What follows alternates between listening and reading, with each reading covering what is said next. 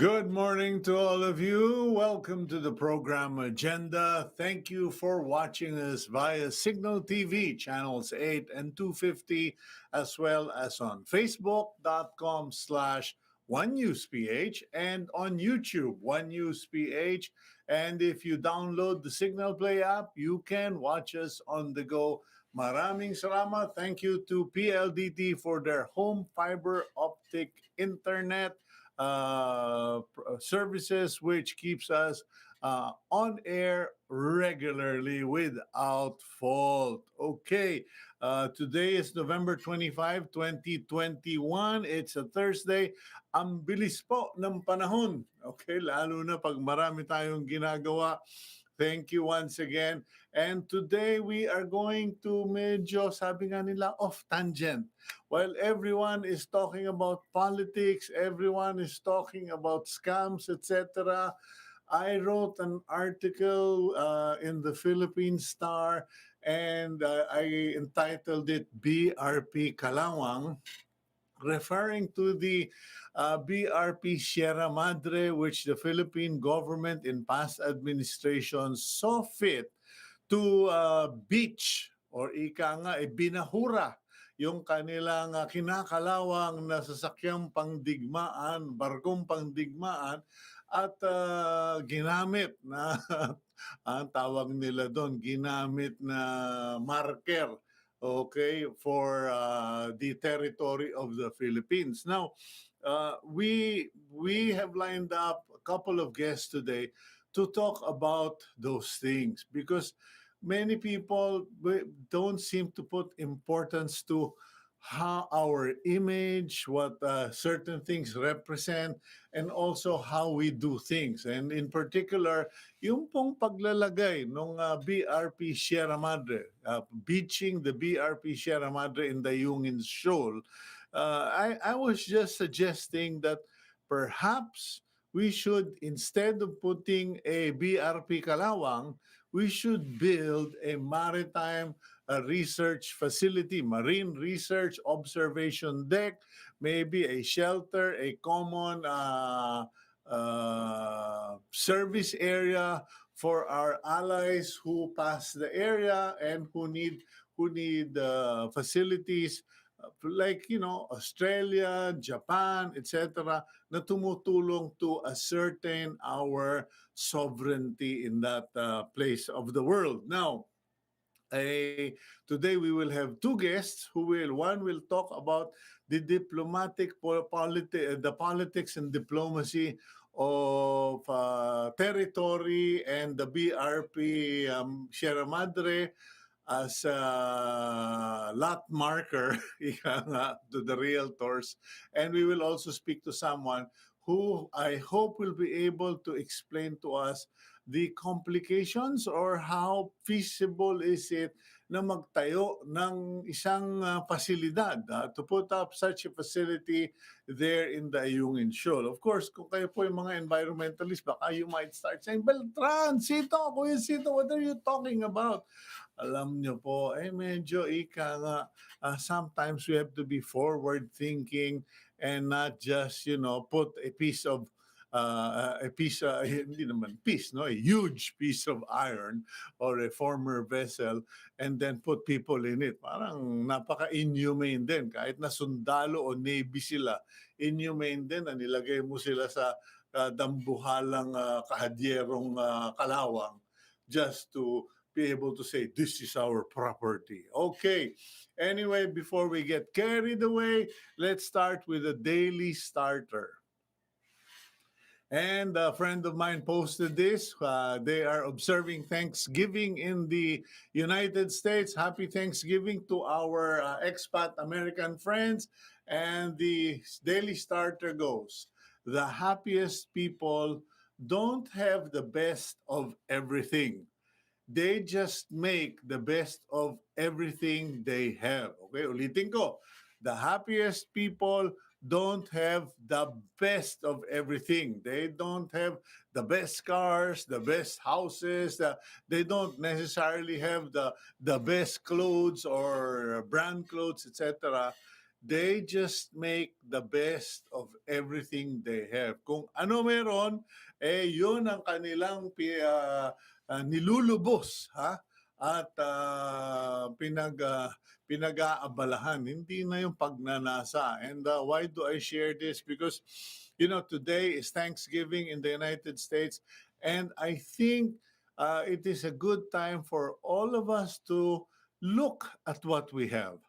Look at our situation, look at your home. Sabi ko nga, I once said in an article I wrote, if you think that you live in a very small house, or if you think you drive a very small car, etc., etc., get a toothbrush and clean that house with your toothbrush inch by inch. Baka hindi ka makakalahati. You might not reach half of that very small house after a day. So it's just perspective. And I have seen so many celebrities, their life story. I have watched, I have heard, and many of them have a common tale to tell. They were poor. They did not realize they were poor. They did not think of themselves as poor, and they were happy. Marami po akong kilala na dami-dami ng kotse. They have so many cars. They still keep buying cars. They have so much property. And I said, how many children do you have? How much food can you eat, etc. How much money do you need? Not the volume does not guarantee happiness. Okay? It is being able to make the best of what you have. Okay, so that's our daily starter. Let's now go to the front page of the Philippine Star, November 25, 2021, and the headlines. Medyo ito na po yung nagiging regular news for the week. Bankers warn versus fraud and cybercrime. Medyo natatawa lang po ako kasi matagal nang alam ng mga Pilipino. Filipinos have long known about fraud and cybercrime. It is one thing to talk about it. It is a different thing to do something about it because, to be honest, the banking community is beginning to be put under the microscope, magnifying glass by its clientele because nga of all of this fraud. And the Bankers Association President Jose Arnulfo Veloso himself has said that 1 billion pesos was lost to bank fraud in 2020. Mabuti kung 1 billion lang, baka mahigit pa. But the problem is the banking community has not been very transparent. They're not hiding, but they're not very transparent as far as these problems. Because parang they think that if we tell the people all the problem, they may lose confidence in the banking industry, etc., etc. Anyway, according to Mr. Veloso, the IBM has also indicated or reported that 100 million accounts, related accounts are now in the dark web. Yung pong dark web, that is the digital underworld, okay? And of that 100 million, at least 100,000 credit card data, or particular 100 credit cards, the content of 100 credit cards have been collected and is in the dark web. Now, hindi naman po ibig sabihin, it doesn't necessarily mean that if your data is there, you're immediately going to be victimized day in, day out. Hindi po. Kumbaga, hintay-hintayan lang yan. Kung may magi-interest, may bibili, etc. Okay. Now, for our friends who love to shop at SNR and all these other membership facilities where, yung wholesale ba ang bilihan, kailangan magme-member ka and then you have to submit your data. Ito po ang malungkot na balita. 22,000 members of SNR, the wholesale outlet, has been a victim of ransomware attack.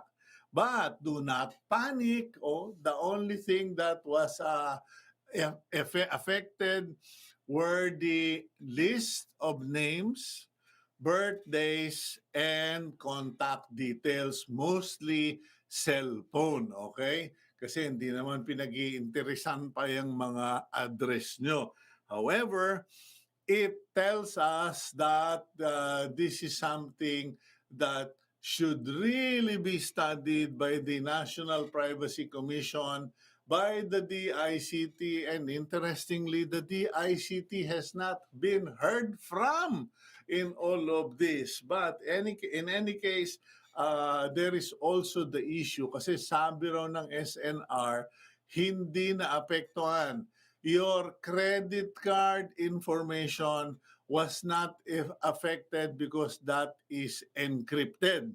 And to that, some people have responded, even my wife has pointed out, that credit card information should never be retained, held, or kept in or filed by retailers kasi nga because of this situation. So we will delve into that more and more in the coming days. Okay, let's go to the header of the Philippine Star. Ayun po, fourth COVID wave still possible. No major announcement, just a major reminder to the people of the Philippines that a fourth COVID wave is still possible according to Vaccine SAR Secretary Carlito Charlie Galvez.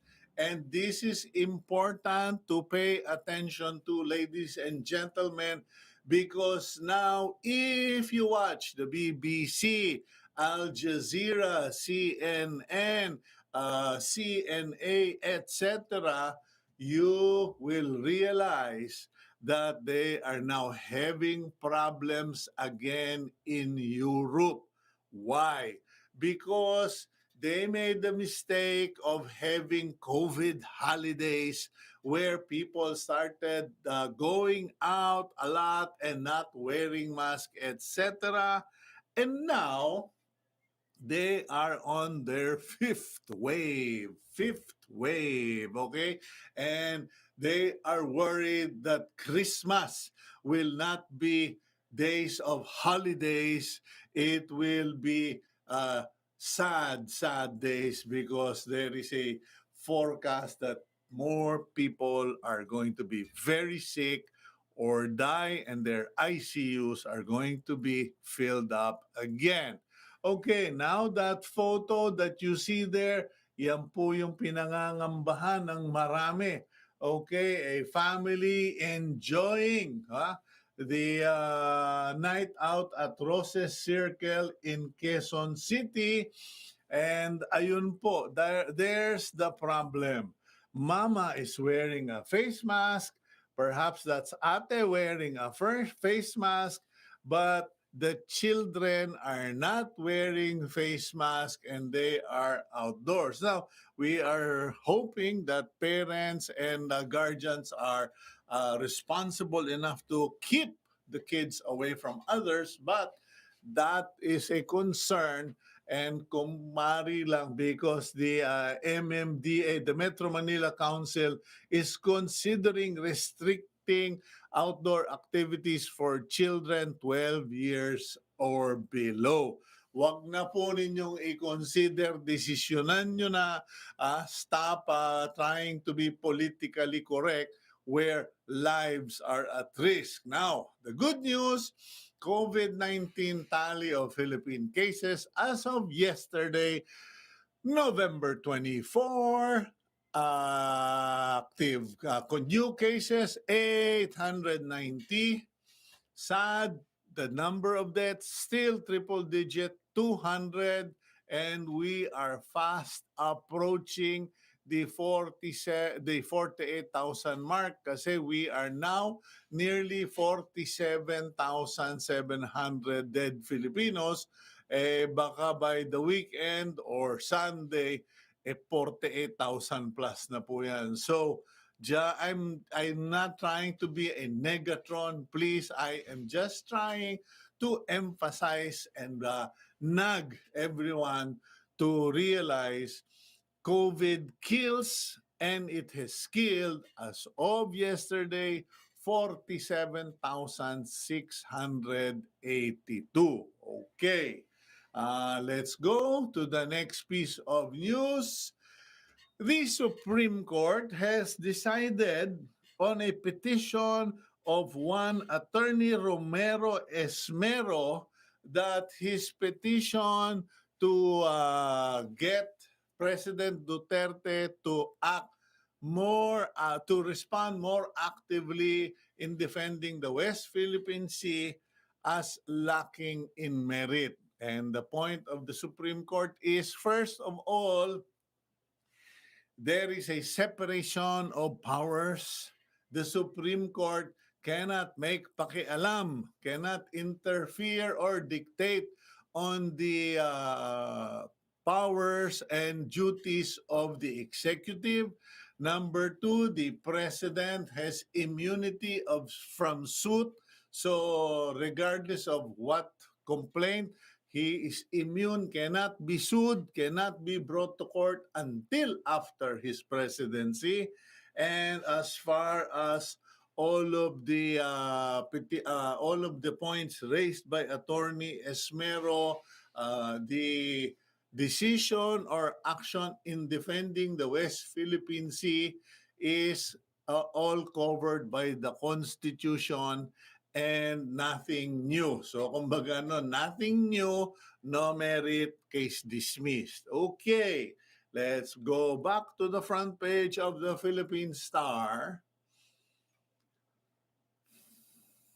Yun po. Okay, Edsa Carousel Aircon Bus, the ano ba yun? Tawag nito, commuter. Okay, commuters board the Edsa Carousel Bus, and sadly, the Department of Transportation says that yung free ride ninyo dyan sa EDSA may no longer be free starting next year because their 3 billion budget has been depleted. Okay, if you would recall, Congress provided funding for all of this during the height of the pandemic, pero naubos na po yung budget.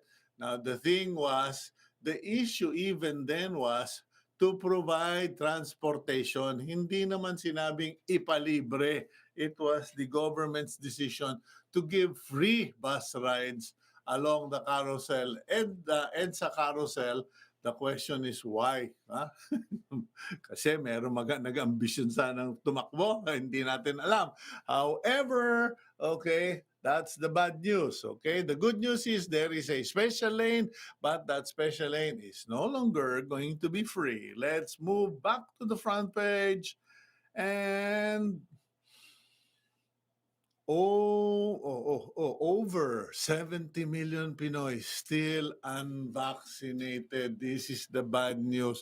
Alam niyo po, even in our own backyard, there are people who still refuse to be vaccinated. And the government has already announced that employers have the right, okay, to refuse people or accept job applicants who are not vaccinated or refuse to be vaccinated, and employees who refuse to be vaccinated may be required to undergo COVID COVID-19 RT-PCR testing every week. Okay? Kumbaga, kasi may 5 day countdown yan. So every week magpapatest ka at your own expense. Well, all we can say to the government is, ika nga pass a law so we can put a stop to this. Other countries have started to do that. You cannot go out if you are not vaccinated. You cannot avail of public health services if you are not vaccinated because you are creating problems for the general population and the health services. Ako po, meron na akong, kumbaga, sinabihan, if in the coming weeks you do not get vaccinated, then this will be our last Christmas. And pwede ka nang maghanap ng ibang papasukan because I will not risk our health for your principles. Okay, let's now go to the next piece of news.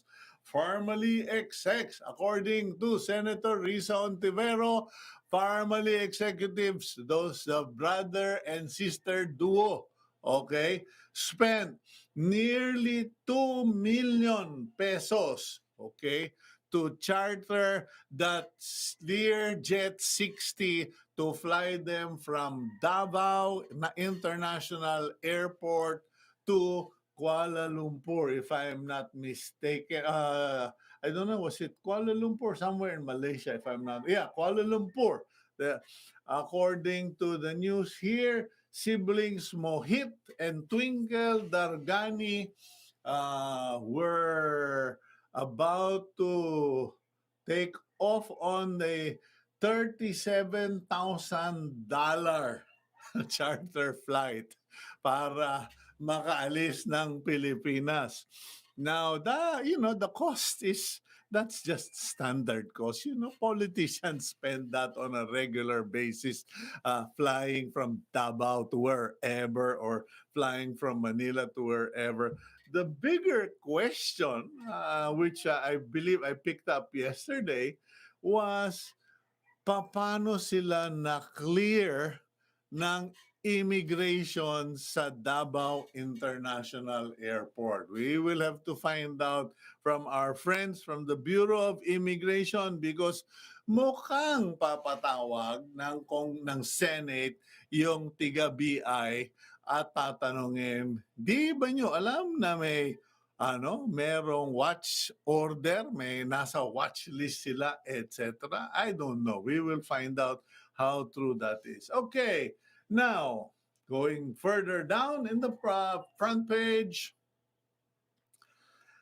ICC, okay, the International Criminal Court, okay, has told the Philippines substantiating info needed to defer the drug probe. If you recall, the Philippine government requested the ICC to suspend or defer their ongoing probe on the anti-drug war of the Philippine government because they are already conducting their own investigation and already filing cases. Ang sagot po ng ICC, in order to defer the probe based on the request of the Philippines, they must submit to they must provide information concerning its local investigations of the drug war. The information must consist of tangible evidence of probative value and a sufficient degree of specificity. Demonstrating that concrete and progressive investigative steps have been or are currently being undertaken to ascertain the responsibility of persons for alleged conduct falling within the scope of the authorized ICC investigation. In other words, siguraduhin ninyo na kung anuman yung pagbabatayan ng request nyo, whatever will be the basis of your request, will meet these requirements. Kasi kung sinabi po nila na, well, we filed cases against 50 policemen, the next question would be, who ordered those 50 policemen? And if they say they were ordered by 50 police colonels, who ordered those 50 police colonels, and so on and so forth. So this is not going to be an easy task for the Department of Justice. Okay, let's go back. And ito po, Senator Bongo Mal's withdrawal from presidential race. Senator Bongo has said that in reality, in mind or in thought, in spirit, and in heart, his person is still resisting the idea or the situation where he is now the presidential candidate of the administration. Kumbaga parang sa isip, puso at sa kanyang pangangatawan parang hindi pa niya tanggap. And now he may even consider pulling out of the presidential race depending on a word or a sign from God. Siguraduhin lang po natin. Because, with all due respect to Senator Bongo, there are many people in our lives who say, I'm waiting on a sign from God.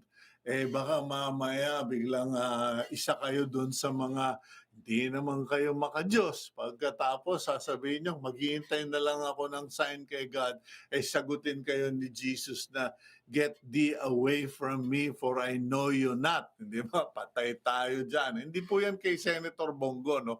I'm just saying that people have a tendency of saying that, but unless they are godly people, they should refrain from using that excuse or that statement. Anyway, let's go to the picture. Okay, and visitors pose for photos for a Christmas tree at SM Baguio. Ayan po, kumbaga mga tourist maket ng Baguio para magpa-picture dyan sa SM. Yan po yung nagiging parang running commentary ng mga tiga Baguio. Ano ba yung nakit nyo dito? SM o Pine Tree? Anyway, they're enjoying SM. And syempre naman, kasi nandoon lahat ng kainan. And for the kids, as far as kids are concerned, it's a Christmas tree. Okay, and last but not the least, vote buying, fake news, top threats for Philippine polls. Okay, next year's general elections will be a lot different from previous ones as fake news and vote buying threaten the 2022 elections, according to COMELEC Commissioner Rowena Guanzon in a statement issued yesterday. What's new, Pussycat? Ika nga ni Tom Jones, di ba? Kasi nung presidential election, nung campaign, nung panahon ni President Duterte, ganyan din naman na naging problema natin. Okay, so that's the news. From the front page of the Philippine Star. Pasensya na, napakaba editorial ng kuyang. Medyo makulay. Let's go to our main interview for today. Let's welcome a university professor of the International Studies Department of De La Salle University. He is none other than the distinguished Professor Renato De Castro. And we will also have Prof. Good morning to you. Good morning, Sito. How are you doing?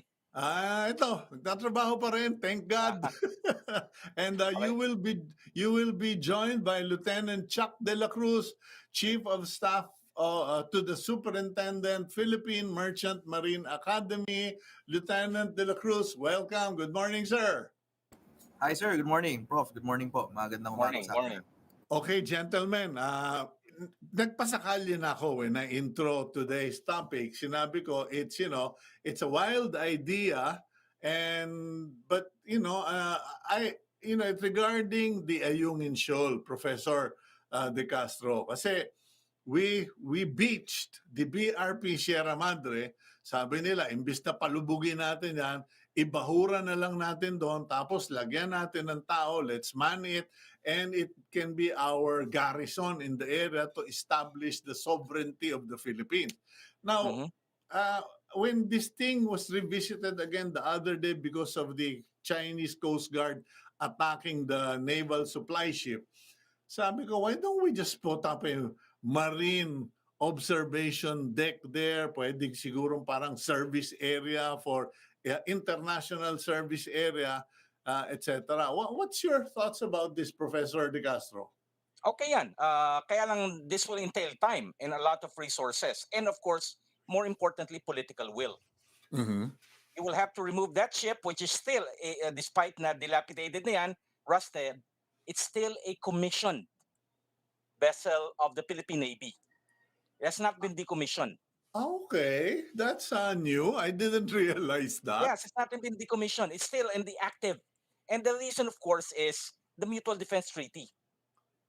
Okay. Any attack on Philippine public ship, air, or sea will be seen as an attack on the United States.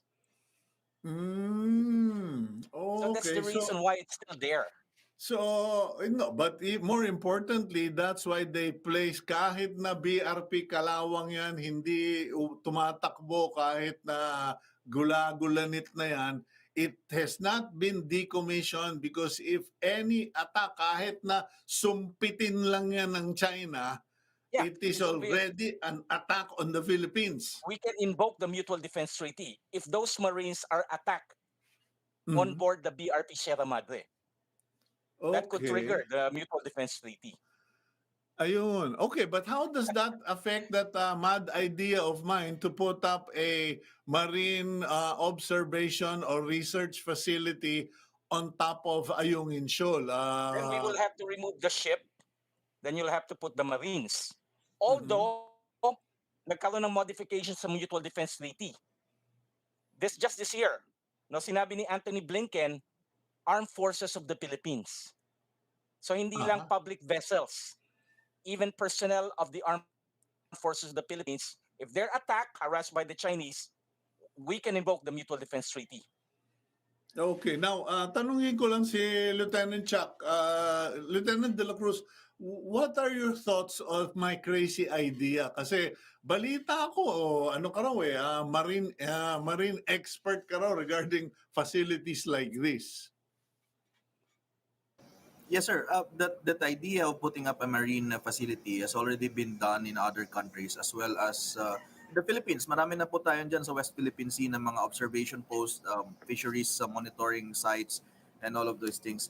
But when we say that if it is possible with the current technology na meron tayo, with the current manpower and the current situation and the need, that's the most important thing. That yun yung magpo-propel kasi, yung need to have that observation post doon sa shoal. That's possible, sir. Walang problema doon. But the only thing is we need to be very careful of the repercussions, and especially how would other countries react of having a permanent structure doon sa shoal, which is currently disputed pa rin hanggang ngayon. The political aspect is one of yun lang yung magiging problem natin, sir. Professor De Castro, can you clarify that para sa aming mga ordinaryong mamamayan? Kasi it is often repeated that the Yungin Shoal is inside our 200-mile exclusive economic zone. Is it or is it not?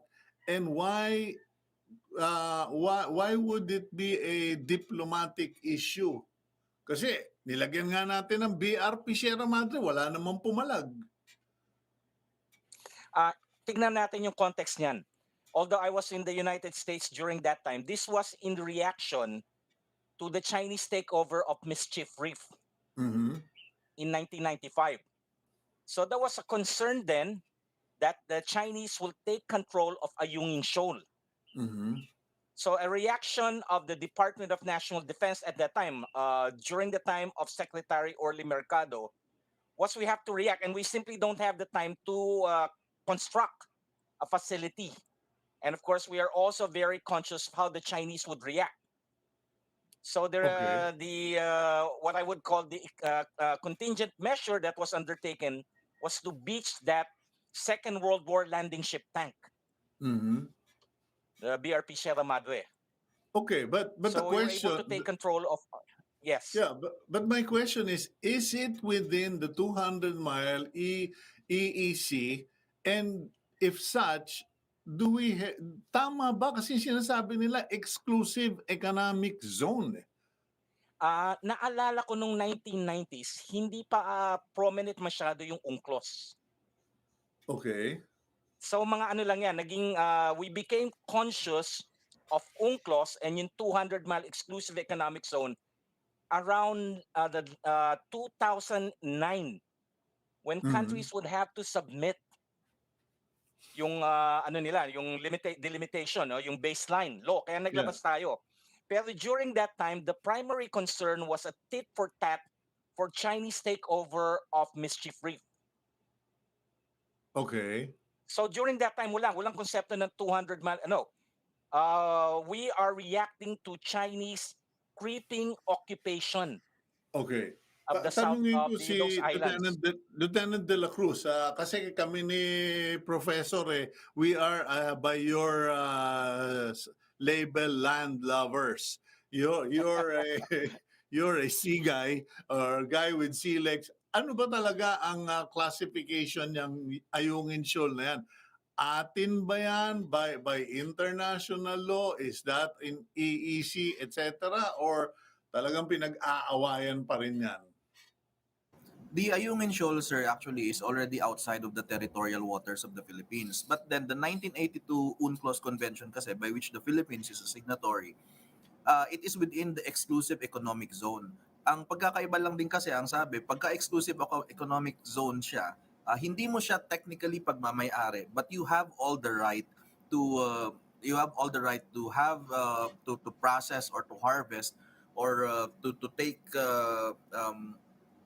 to take all the natural resources below the water and above the water. So hindi siya technically within the territorial sea of the Philippines, which is yung 12 tsaka 24 miles.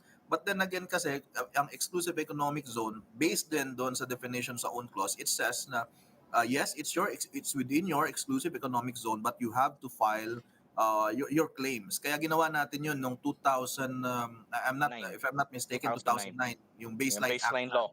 the baseline law that was Oo. required by the UNCLOS. Tama nga sinasabi ni Prof, no, na matagal na, 1982 pa itong UNCLOS na to, but 2009 lang tayo. But the catch here kasi dito is we've been talking about the invocation of the Mutual Defense Treaty and all of these things. But if there's one country who is not a signatory of UNCLOS, that's the United States. Oh, pero immaterial yung UNCLOS sa MDT. Yes. It's ang Yes, sir. separate yung sana sa US. Okay. Any attack, as of course I'm mentioning, kung ano na sa Article 4 ng Mutual Defense Treaty. So for the United States, what matters is of course it's the treaty commitment of the United States to the Philippines. Yeah, that's two separate issues. Yes. Yung UNCLOS, which is a international agreement, versus the Treaty of the Philippines with the United States. Now, the question is, what happens now if, kasi alam mo may mga sumulat na sa akin na professor tsaka lieutenant, no? They said, Sito, umpisa mo na, magano na tayo, mag-GoFundMe na tayo. They want to do like a piso-piso campaign so that we can build something on the Ayungin Shoal. Now, just assuming this thing takes off or someone in Congress says, yeah, why not? Is this going to be ideal or could it lead to a shooting war? Gentlemen. Well, ang unang complication dyan, China.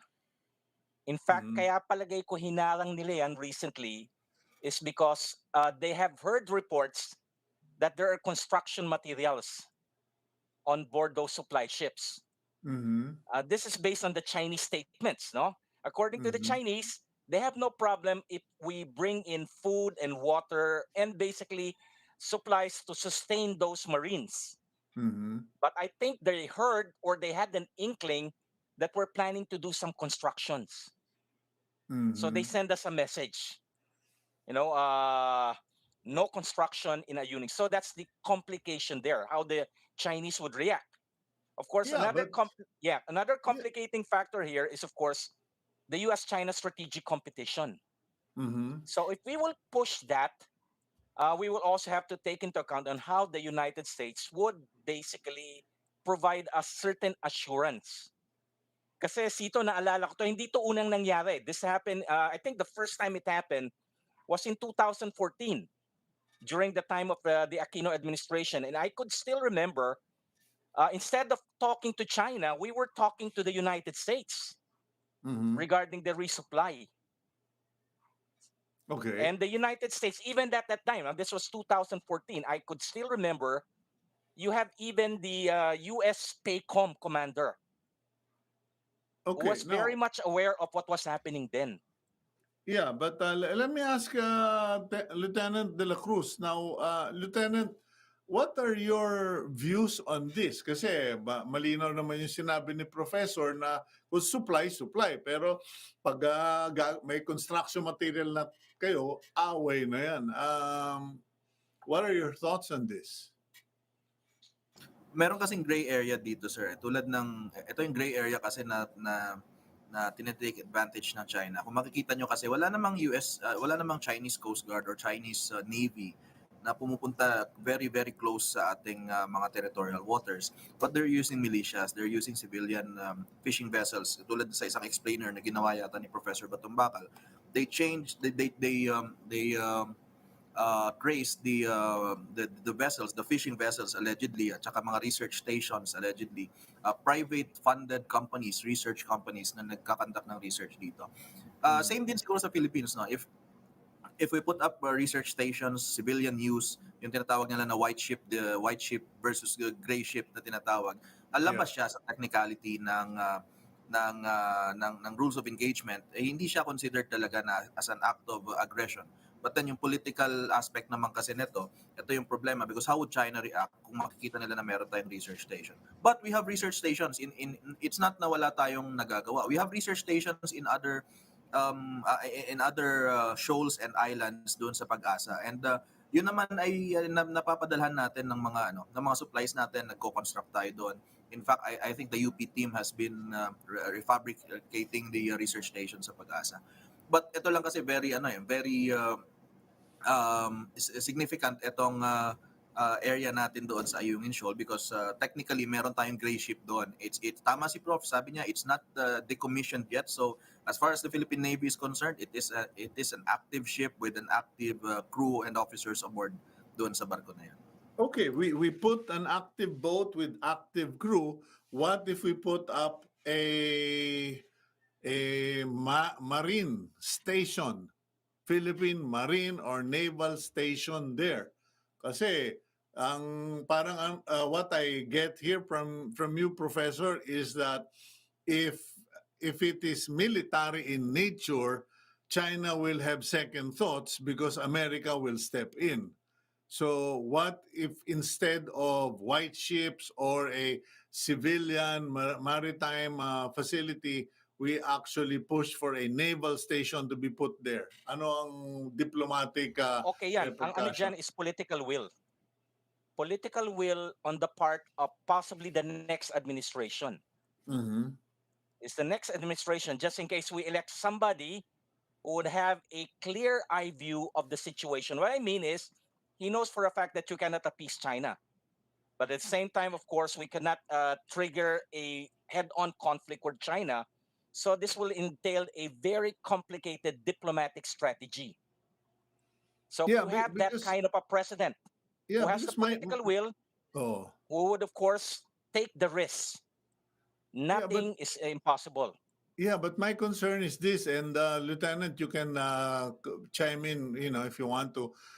Nung pumunta, when Senator Ping Lacson went to Kalayaan, uh, even on the plane, they were already receiving messages, you are entering Chinese territory. And then yung cellphone daw, so nung isa, sabi, welcome to China. And that in itself is already claiming what is, I think, our property. So what's your reaction to this, gentlemen? Lieutenant. Sir, actually, I've been in this area as a merchant officer sa onboard commercial vessels. Kahit Oh. saan naman sir, kahit naman sa may Batanes area, kahit naman sa Vietnam area, yung pagte-text ng Chinese welcome to China, yung pagte-text ng mga ano, palagi yan, hindi yan isolated incident. Ito namang pag ano sa kanila, pag-warning sa kanila that you're entering Chinese airspace, natural din yan sir. Talagang it really happens in that area. Because as far as China is concerned, they are still invoking the nine dash line. So for them, it's their territory. But we had no incidents naman of no, we had no incidents naman of using arms or force na China. But they just don't want to get to lose that claim. So ini-invoke nila mga information na yung narrative na yon ini-invoke nila. But Okay. isolated incidents lang sir. Oh. Let's Ang go mangyari for a dito, quick okay. let's be a go for test a of quick will. break. And Okay. when we return, Professor, I'll let you have the first Okay. shot. We'll be Sure. right back here on Agenda.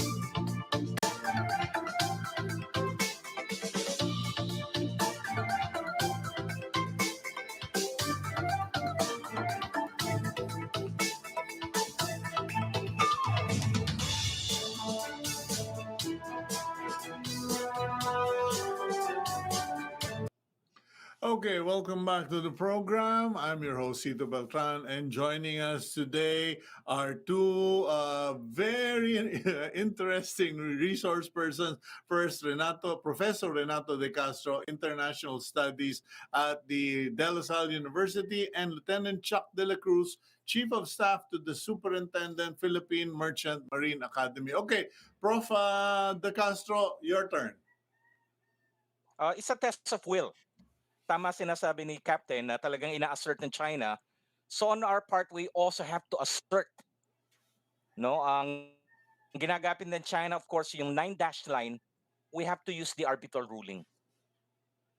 So ganyan yan. Talagang in the end, whether we could implement yung sinasuggest mo will still be a matter of political will on the part of the next administration. Is the next president willing to challenge China despite our growing economic ties with China? Mm-hmm. So ayan yung mga issues that the next president would have to address. Okay, let me go to Lieutenant De La Cruz. Chuck, as far as Ayungin is concerned, ano ba ito? Of course, we understand the sovereignty issue, territorial issue, pero ano bang pakinabang meron talaga dyan sa Ayungin Shoal na pinag-iinteresan? Is it simply territoriality or rich in resources ba yan? Tatlo kasi yan sir. Una, number one, they need to assert the 9-dash line na kiniklaim nila yung territories nila. Because the West Philippine Sea kasi, it's not just about the oil, yung sinasabi na oil or whatever. It's number one, it's about the trade routes kasi that is the number one trading route sa buong mundo, yung West Philippine Sea na yan. Diyan dumadaan yung trade na imports and exports ng China from China to other parts of the world. So that's number one. They need to have control of the shipping lanes because if they do not have control of the shipping lanes, mangyayari din yung nangyari sa Japan na kinut off sila ng United States during World War II. Number two, sir, is Mm. about it's about the natural resources na nasa baba ng seabed because yung energy requirements kasi natin ngayon nag-change na from oil to liquefied natural gas or liquefied petroleum gas, which many scientific community experts have already said na meron dyan sa baba ng West Philippine Sea. Pangatlo, sir, is corny as it may, pero ang pinaka number one talaga na kailangan ng China dyan is the fishing ground. Malaki na ang population ng China in the same manner na malaki din ang population ng Philippines. So they need to put up a hold in the West Philippine Sea para makuha nila yung natural resources dyan, yung isda and yung mga fishing, food supplies nila dyan because they are running out of supplies. Kaya it's natural for them to protect also for their own security, for their own national development na meron silang mga ganong resources. But to go into war or to go into disputes with these countries cannot be necessarily na priority ng China. Okay, well, we're all saying that, but Professor De Castro, you know international studies, and both of you guys both know that history has taught us na yung what people dismissed in the past actually led to world wars na or shooting wars. Now, yung sinabi ni Lieutenant De La Cruz, Professor, yung kinat off ng US ang China with Japan, etc. Are you also aware of that? No, Second World War yan. Oh, oh. When the United States applied submarine warfare. No, this was, of course, in the immediate aftermath ng Pearl Harbor when the American surface combatants in sa Pearl Harbor were sunk. So the United States rely on submarine warfare. Mhm. Ang ginawa ng, I won't go to that to Second World War, but I would like to address yung issue whether this would trigger a war or not. Mhm.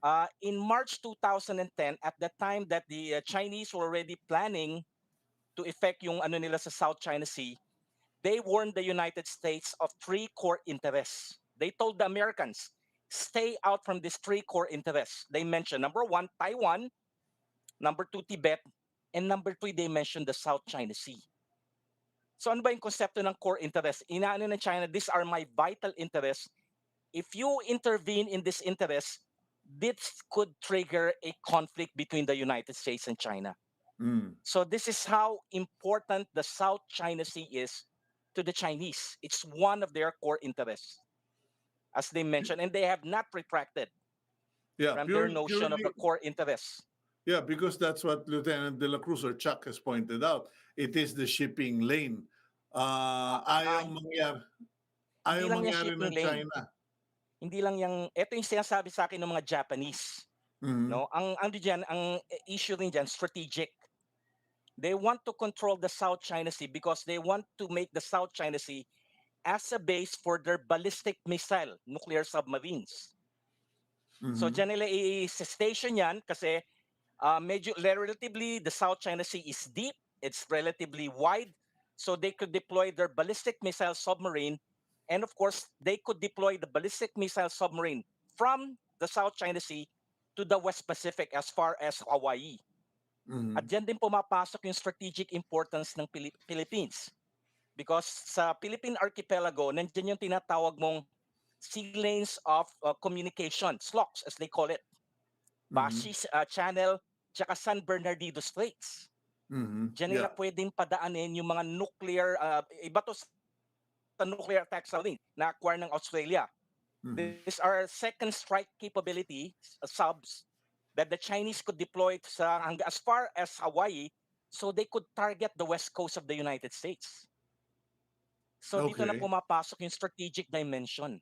Ayun yung sinasabi ng mga Japanese. So, That's why so hindi ito simple, Lieutenant De La Cruz, hindi ito simpleng pinag-aawayan lang natin yung galunggong at saka yung alumahan dyan sa ayungin.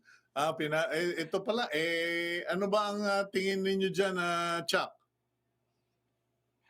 Parang ano, sir, parang nagtatayo ka ng bahay or nakatayo ka na ng bahay mo tapos wala kang right of way. So unang-una mong gagawin is secure mo muna yung right of way mo. Kasi kung wala kang right of way, paano ka mamamalengke? Paano mo papakainin yung mga tao mo? And then in the defense posture also, sa military side ng China, that's a very strategic location. I agree with the professor na a very strategic location itong area na to. Not they might put up their defense missiles doon, but it's just a matter of posturing. Parang deterrent kasi siya pag meron kang mga defense system na capable na huwag nyo kami bibiruin kasi meron kaming mga nakaposisyong missile dyan and you are in range of our missiles, things like that. Okay, Chuck, you mentioned earlier that there are already existing facilities in other locations surrounding the Philippines. Yung kumbaga nasa dagat pero we never hear about them. Can you give us an idea of some of them and ano ba yan? Civilian constructed ba yan or Philippine government constructed ba yan? And why are they okay and ayungin not okay as far as China and our neighbors are concerned?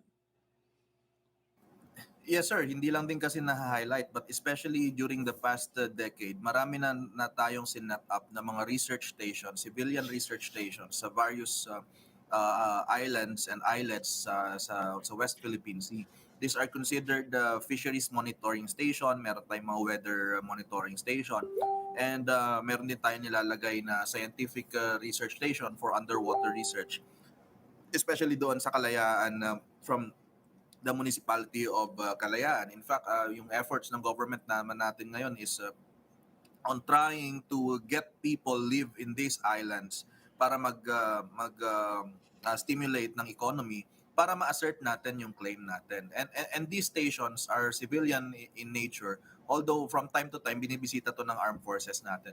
In fact, there are at least 2 or 3 vessels of the Philippine Coast Guard na assigned doon sa taas, also including the multi-role, the fisheries vessel, monitoring vessel na nilalagay natin doon. It's not something new na meron tayong stations doon. Hindi lang siya masyadong nakikita ng civilians. Yeah, Chuck, malaman ko lang, no? Kasi I don't know if you guys know, Professor, I was in the resort development business before I got into media. And kami mga nasa tourism sector, we're always looking for new places. Yung mga Chuck, yung Kalayaan na yan, yung ayungin. First, Kalayaan. How long is Kalayaan if you were to take a regular commercial ferry boat from, let's say, Batangas or Puerto Princesa? Puerto Princesa, sir, kung maswerte ka, 6 days. Maubos po lahat ng panaginip mo. Pag alis mo ng Puerto Princesa, abutin ka ng 6 na araw. Kasi yung just normal mode of transportation kasi mga lunches lang. Yung mga lancha, hindi naman sila. Ano yung mga batil? Mga yes, sir. Mga traditional. Yes, traditional. Okay. But of course, yung ating mga vessels na Coast Guard or government vessels ay malalaki na. But sa traditional, sir, I think abutin ka ng 6 na araw. Okay, Professor. Kaya importante dyan, no? As early as during the time ni President Aquino, we have to develop yung Oyster Bay. Ayun yung nakaharap mismo sa, hindi ang Puerto Princesa kasi is facing Cebu. Oo. Meron yung Oyster Bay that had to be developed facing the West Philippine Sea. Okay. So natatandaan niyo yung EDCA, Enhanced Defense Cooperation Agreement. Yeah. So isa sa inaay, of course, Puerto Princesa and even Oyster Bay. Kaya lang it will entail a lot of investment. Yeah, I remember. Natin yung Oyster Bay. I remember during that time, 5-5 yung Amerikano sa Puerto Princesa. I was in Puerto at that time, and I was wondering. I said, why are all the GI Joes in Puerto today? And apparently they said, oh, they've got operations or drills or something. Yung pala, yun na yung inaaral nila, development of Oyster Bay. Okay, so last words, Professor. Is it a pipe dream? Is it something we should pursue? Because, if we were able to build if they were able to build Haneda Airport and all this airport in the middle of nowhere, you would imagine that we could build an airport in those areas for tourist operations. It can work. I agree. Ang kailangan lang talaga una, political will. And of course, second is maybe we have to coordinate it with our allies. Okay. If the United States, Australia, and Japan might be interested in developing a maritime domain awareness facility, Mhm. just to monitor what's happening there, not military, just to look at climate change, just to look Yeah. at aquatic resources. What else? Just to look at tourism possibility. Then I'm all for it, except, of course, ang issue dyan. Will we elect somebody next year who, of course, has the political will To do to it. push Okay. through with that project, and in the process challenge China? I'm all for All it, right. Sito. Okay, well, Lieutenant Chuck, thank you very much for your time at masakit mang sabi, sinira mo yung panaginip ko na makapunta 6 na araw pala batil from Puerto Princesa. Anyway, thank you very much, Lieutenant Chuck de la Cruz and Professor Renato de Castro for your time today. Thank you very Maraming much, salamat. Sito. Okay, and I leave you with our blessing for the week. Blessed is the man who fears the Lord, who finds great delight in his commands. His children will be mighty in the land. The generation of the upright will be blessed. Wealth and riches are in his house, and his righteousness endures forever. From Psalm 112. Thank you for joining us, and hindi naman pong masamang managinip, libre ang managinip, and I continue to dream that we will take control and develop our own backyards and our own resources. God bless all of you. Keep it here on One News PH.